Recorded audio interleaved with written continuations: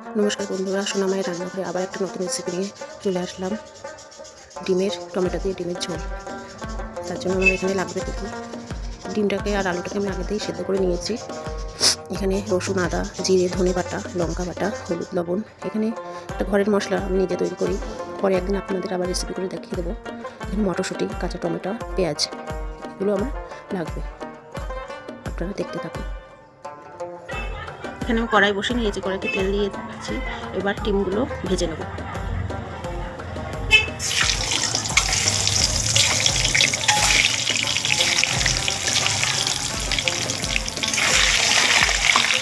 ডিমগুলো আমার ভাজা হয়ে গেছে, এবার আমি নামিয়ে নেব। আলুগুলো ভেজে নেব।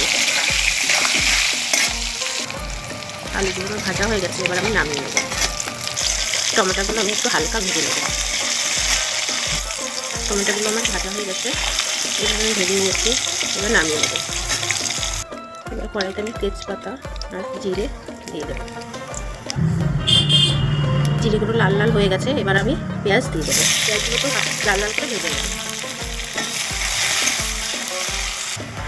পেঁয়াজগুলো আমার এইভাবে লাল লাল করে ভাজা হয়ে গেছে, এবার আমি মশলাটা দিয়ে দেবো। এখানে জিরে, আদা, রসুন, ধনে সব দিয়ে বেটেছি, সেই মশলাটা আমি দিয়ে দিলাম। দিয়ে নাড়াচাড়া করে দিচ্ছি। এবার আমি হলুদ আর লবণ দিয়ে দিলাম, দিয়ে নাড়াচাড়া করে কষিয়ে নেব। এবার আমি লঙ্কা বাটাটাও দিয়ে দিলাম, ভালো করে কষিয়ে নেব। এবার আমার মশলাটা কষানো হয়ে গেছে, মটরশুঁটিগুলো আমি দিয়ে দেবো, দিয়ে একটু কষিয়ে নেব। দেখো বন্ধুরা, আমার কষানোটা কত সুন্দর হয়েছে। এবার আমি ভেজে রাখা আলু আর টমেটোগুলো দিয়ে আর একটু কষিয়ে নেব। দেখো এইভাবে আমি কষিয়ে নিয়েছি। দেখো বন্ধুরা, এইভাবে আমি কষিয়ে নিয়েছি, কি সুন্দর কালারটা এসেছে। খেতেও খুব টেস্ট হয় এইভাবে রান্না করলে। এবার আমি ডিমগুলো দিয়ে দেবো। ডিমগুলো দিয়ে আমি একটু নাড়াচাড়া করে জল দিয়ে দেবো। এবার আমি মশলা বেটেছিলাম তার এই জলটা আমি দিয়ে দেবো। তারপরে পরিমাণ মতো জল দিয়ে দেবো। জল দিয়ে দিয়েছি, যেটুকু ঝোল লাগবে সেই হিসেবেই আপনারা জল দিতে পারেন। আমার এইটুকুকে হয়ে যাবে, কেন আলু টমেটো সব ভেজে নিয়েছি। এবার ঢাকা দিয়ে 10 মিনিট জাল দিয়ে নেব। 10 মিনিট হয়ে গেছে, ঢাকনাটা খুলে দেখো বন্ধুরা, কত সুন্দর কালার এসেছে। টমেটোগুলোও গলে গেছে।